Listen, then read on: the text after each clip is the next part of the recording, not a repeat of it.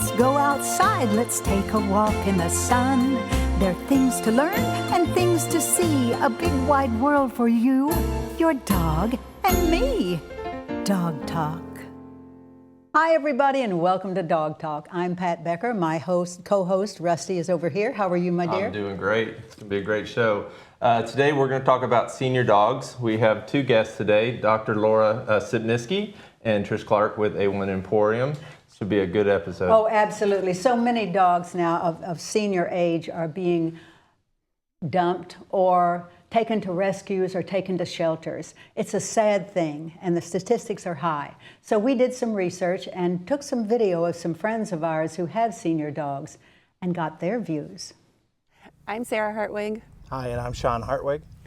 And we raise Rhodesian Ridgebacks. This girl is Nona. She is our great-grandma dog, and she is 12 and a half. She, in her glory days, she's retired now, but in her glory days, she competed in agility and in obedience and in lure coursing and conformation, and now she does a great job of snuggling and holding down the couch with us. Unfortunately, it seems like statistically more and more people are turning in their senior dogs to rescue groups or to shelters. And unfortunately, you know, the outlook for those dogs is not very good for adoption. People aren't usually willing to adopt older senior dogs. And for us, Nona's a family member. We've had her since she was a puppy. And for all the joy that she's given us, cannot imagine that she won't be with us for the rest of her life. No matter how gray, no matter how lumpy and bumpy she gets, the joy of having a senior dog and that relationship that we know her so well, she knows us, that is worth a lot. As Sarah said, you know, they're a member of the family. How someone could not keep that member of the family all the way to whatever the end is. It's just amazing to me. The best years that you have with these older dogs are right now. Because they love you so much and you love them so much. They're a part of our family, and hopefully this will inspire everybody to keep their girls and their boys all the way through. Even though Nona's a retired show dog, first and foremost, she's a member of our family. She's a companion dog, just like every other dog that's on a couch out there, that's being raised as a buddy with people's children. First and foremost, our dogs are companions, and that's what Nona is. And that relationship, as they get older and just everything's established, they know us and they know what to trust us about. We know them through and through. And that relationship only happens after you've spent years and you have a senior dog. And that's a beautiful thing. So when you make a decision to get a dog, this is a lifelong commitment. And now that your dog is becoming older, it's so critical that you're there for them all the way to the end. They're your companion, and they're counting on you to be there for the rest of their life.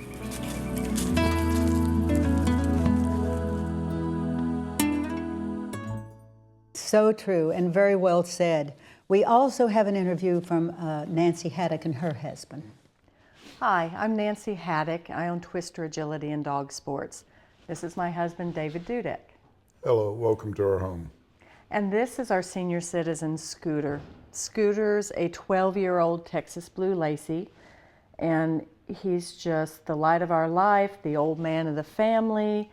He keeps everyone in order and enjoys life as a senior citizen. I adopted Scooter when he was just a tiny little pup. A friend found him in her backyard and brought him to class, and I immediately fell in love with him and kept him. Through the years, Scooter has done agility, he's done obedience, he's done barn hunt, he's even pulled the dog sled, he's done lure coursing. Scooter. He's been just a fabulous member of our family, just the light of our life. When he was young, he was very, very, very active, as most herding dogs are. And through the years, he's kind of calmed down and slowed down, and he's a very stately senior citizen that knows exactly what he wants, which, David, would you agree, it's usually lying on the couch? It is lying on the couch, but Scooter deserves to live the life that he wants. Certainly, day in and day out, you know what to expect from Scooter. Scooter's no problem to take care of, as most senior dogs. He takes a little extra care now.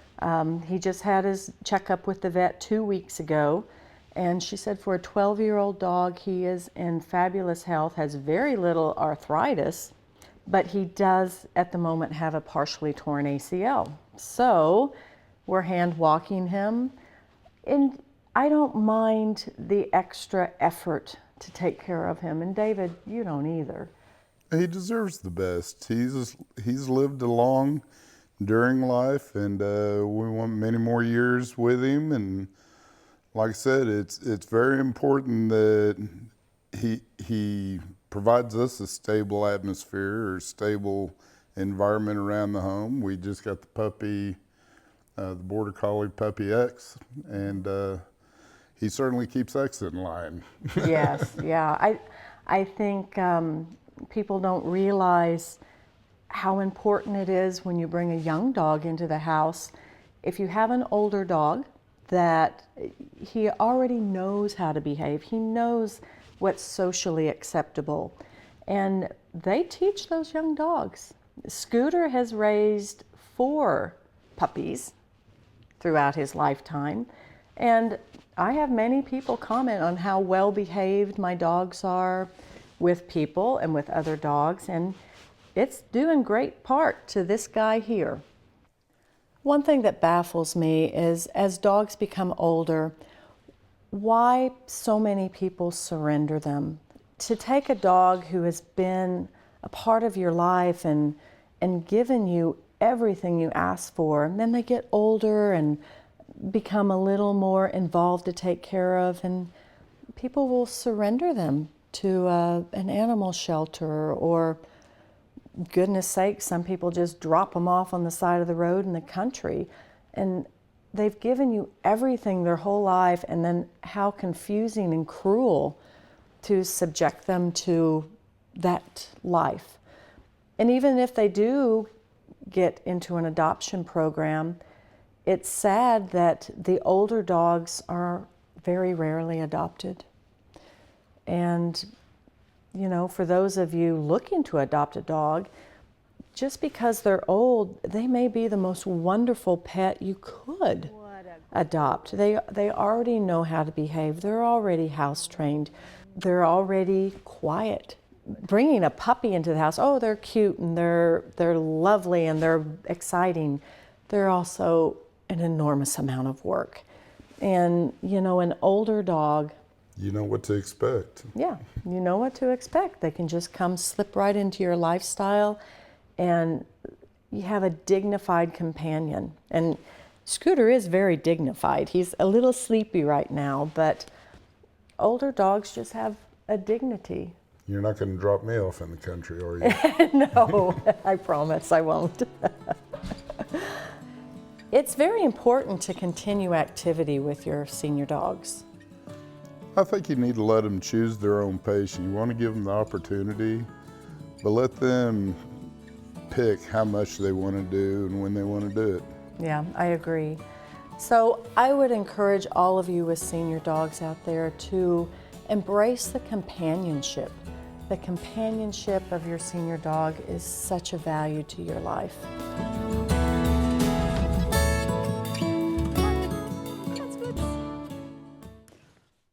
Was very touching. It really was. And we're going to take a break. When we come back, we're going to interview a lady that does hospicing. A1 Pet Emporium is Oklahoma's authority on healthy nutrition for dogs and cats. Quality does not have to cost more, and we only have the best. If your pet suffers from allergies, digestive issues, skin infections, or hair loss, it may be the result of their diet. A1 Pet Emporium can help. We offer pet portraits monthly, adorable rescue animals every Saturday from noon to 4, and free dog and cat food samples. Locally owned and operated, we want to be your neighborhood pet store. I am so glad that we have explored the issues of older dogs today, because there is such value in a senior dog, a dog that has been taken as a puppy and raised, a dog that has seen a lot in his lifetime, a dog that has learned to enjoy the family, to be close to the family, to connect with every member of the family. And these are treasures that the dogs bring to you. Today we're going to talk with Sandy and Gary. How are you guys? I'm good. And Sandy, you work with Tornado Alley. Yes. And I would imagine as her husband, you do too. Yeah. So you are basically into hospice. Yes. And we have talked earlier about the meaning of hospice, but tell me, as someone who does foster hospice care, what it means to you. It's kind of a complex emotional, because you are bringing in a dog that has been somebody's pet for years, and or may have been passed from owner to owner. And of course we can't take this dog and adopt it back out, because nobody wants an 8-year-old, 9-year-old, 10-year-old dog. So now we have to hospice foster them. And so we bring them into our home, and they're just like our own.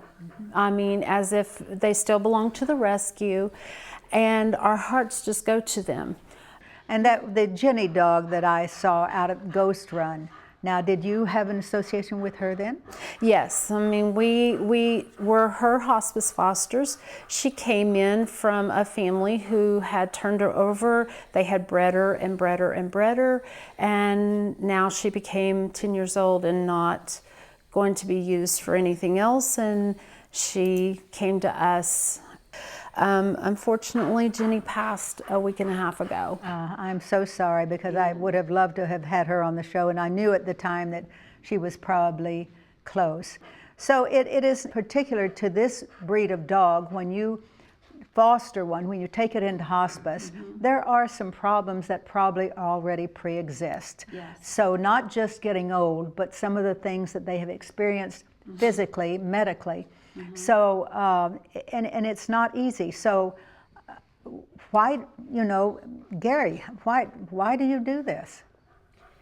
Well, after the wife talked me into getting a bulldog the first time, I kind of like, who wants a dog with smashed nose? I was used to labs and all that, but after we got Wendy, I just fell in love with him. Yeah. You want to see a teddy bear, you take this big old dog handler here, and Jenny, I have a picture, and she's just laying there, and they're both asleep, and it's just like, just peaceful and everything. But this is, to me, the way that these English bulldogs are. Yes. They do. And because they have been bred with faces that are more and more and more smashed, as they call it, it is more like a human, and the expressions that they get. Oh. They can smile. Oh, yes. They can look at you and cock their head, and you just kind of melt. Uh-huh. It's a generous, wonderful, loving thing that you do with hospice. Yes. So would you recommend it to other people? When they're older and everything else, you're not having to worry about, oh, this is a puppy, and we got to train them, we got to potty train them and all of this. They're already, most of the time, housebroken and everything like that. They're laid back, they're more reserved and everything, and they'll fill your heart just with the expressions and the gratitude, obviously. Yes, they are so loving and everything like that. So we know that time could be soon, that we're going to have to go into that vet office, and we may have to help them cross over that bridge. And what does that make you feel like? Oh my gosh, it's heart-wrenching. When we had to take Jenny a week and a half ago, we knew that she was hurting. We knew that she was sick. And we took her into her vet, and he goes, I'm sorry, but she may not even make it through the night. And so we had to make that decision, and we helped her across the bridge, and we spent time crying. I mean, So was she as close to you, Gary, as this one? Closer. No kidding. Yeah, that was his baby, and he really connected with her. Well, And- I can see that you are in tears right now, Gary, and I can understand it, because I have had to do that so many times. it makes you feel almost guilty, you know, but the fact of the matter is we have to make those decisions for them because they cannot speak for themselves. And when they are in pain, they try to avoid showing it. You know, they put on the happy face. And so it's a blessing that you would be generous enough to do that and to be with them when they pass. That's the important thing. And each one of them we have fostered. They come back home.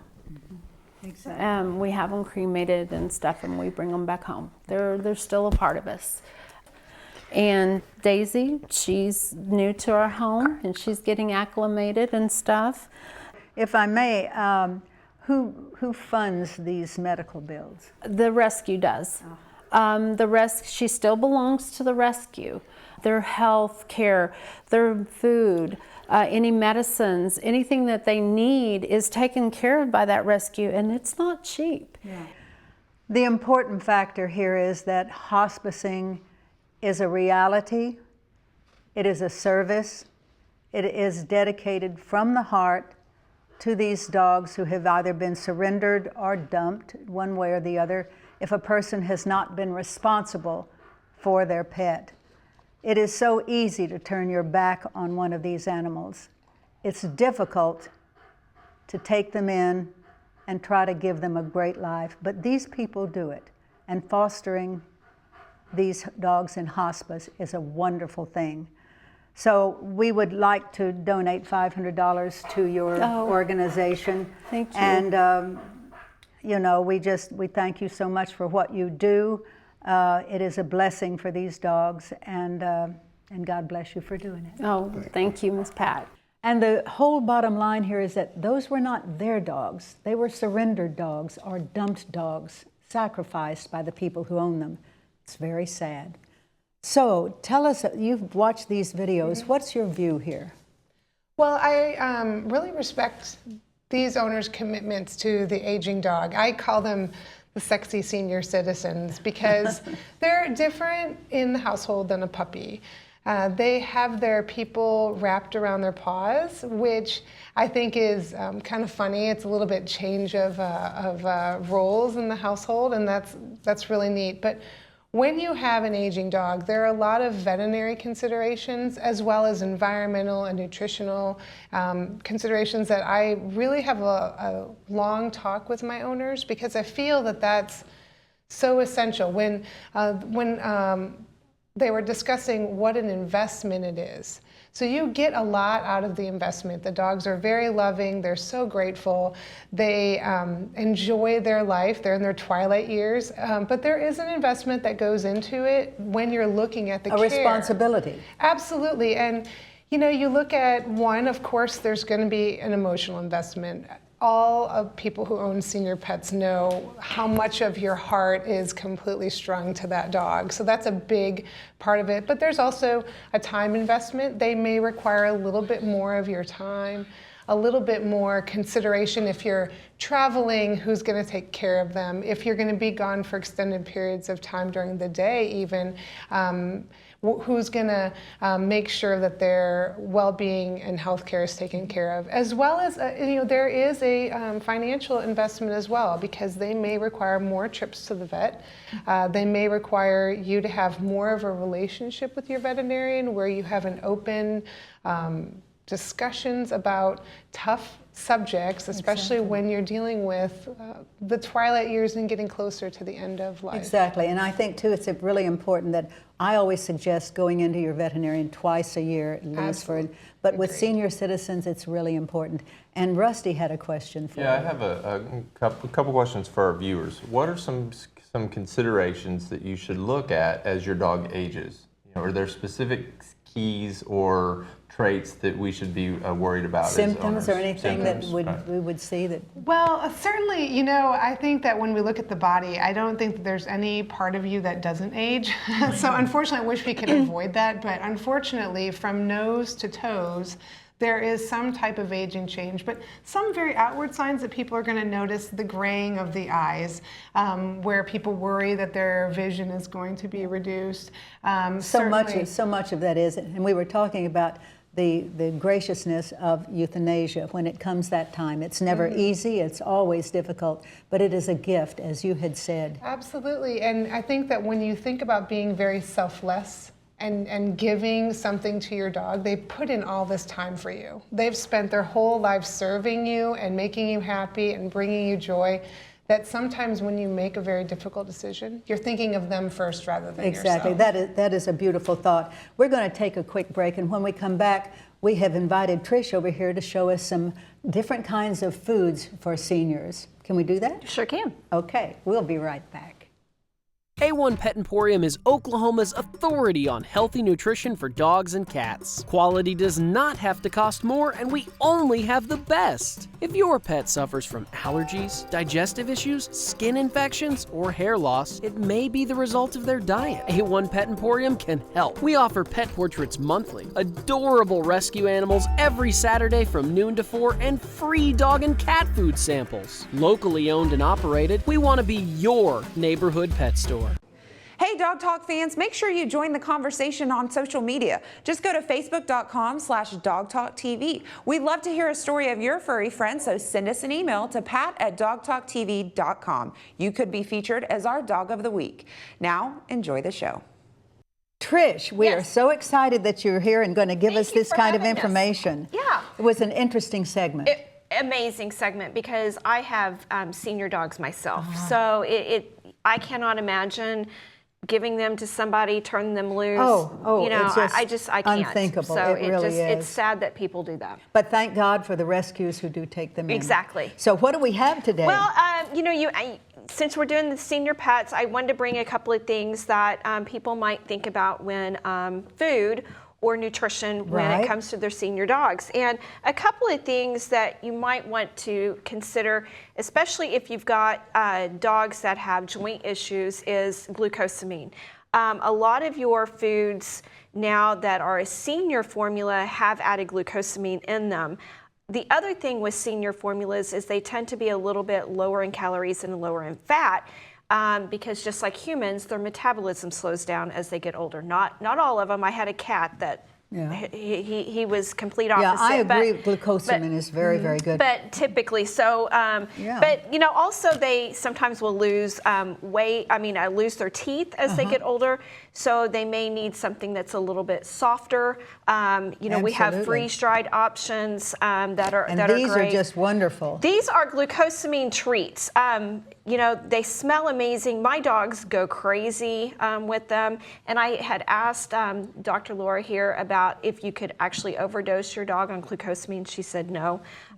So it's kind of like soft. It's kind of like keeping your car oiled. You kind of want to keep your animals lubricated. This I love, by the way. This is awesome, and it comes in 3 varieties. And it's basically you can add it to your dry food, let it sit for a little bit, and it will help you know, make it a little bit more moist for them. It also adds that extra moisture that they may not be getting in water. So what's in all of these that's different from regular food? You're adding glucosamine, and like I said, lower in calories and fat is your biggest thing for. So these senior are all dogs. dry. Do you have soft foods? We do have soft food. Like I said, this is actually a freeze-dried food. You add water to it, so it turns almost to like an oatmeal formula. This is little bitty pellets, and you can actually add it to the top of a food. To maybe entice the dog to eat their food a little bit better. Very, very soft. But we have tons of soft foods in our store. So, Dr. Laura, when you're feeding a senior dog, should they be fed dry or wet, or what are your opinions? I think it certainly depends on the individual, and food is love, and it's hard when dogs age. Just mention the teeth can be a real issue. So finding something that they really enjoy is a big part of it, because they're in their twilight years. So why not enjoy yourself a little bit? And no table food. No, I would well, not. Now, are you going to tell us you feed table food? Well, you know what? You must eat at a very good table. Well, if it's farm-to-table food where it's cooked and it's healthy and it's but no extra balanced salt, in no extra. Right, that's absolutely no, not adding in something that's unhealthy for you or I, but something that is, I have no problem feeding my dogs baked sweet potato with no. Oh yeah, that's a great idea. We have got to introduce you to Bill Bonadillo. He cooks those kind of things. Yeah, I mean, if you do want to, cook for your dog, it's like she said, you don't want to add any kind of seasonings, That's because right. you don't know what's in those seasonings, and so many times they have so much salt, and that's not good for your And pet. being omnivores, they can eat some like sweet potatoes Right. or green beans Absolutely. when they're cooked well. Green and all beans that. are The great. big take home is that it's cooked. Yeah, it's that Yep. it's cooked. So these that are here, these are so great. So they can get these at A1 Pet Emporium. And we have numerous other things. We want people to know that we're there to help, find the right food for their pets. So this is just a small sampling. I couldn't bring the whole store. So. Exactly, but you can go into the whole store. Exactly. And I want to remind people, too, that we now have a third store on the south side. South side and one in Edmond and one and on North May Oklahoma Avenue. City. Mhm. Yes, So- in Oklahoma City. Thank you so much. This You're has been welcome. fantastic to get all of this kind of information, and it does get back to the whole concept and idea that senior dogs have lived with you. They know you. You know them. There are no great surprises, Right. medically maybe, but that's about it. So you know how comfortable that they are with you. When you take them to an area that they are not comfortable, like a shelter, like a rescue, it's very stressful. Yeah. So we it wouldn't really, want to be turned into the shelter when we get old. let's hope not. Let's hope not. Yeah, because it does exacerbate, the whole problem with them, with emotionally and mentally and everything. Folks, this has been a fantastic show, and we hope that you have taken away the important factors. Dr. Lara, thank you so much. Everybody go up to OSU if you really want some good diagnosis. I take my dogs up there. It's, it is more of a referral, thing but they are, the institution itself is fantastic. So everybody have a great week, and we are going to see you next week. Thanks so much for watching.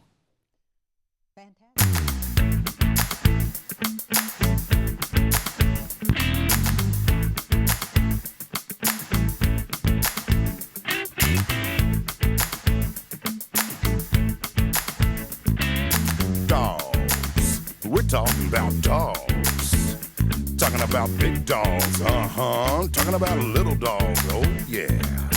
Chasing the ball, chasing the cat, digging hole, thing like that. Dogs, talking about dogs.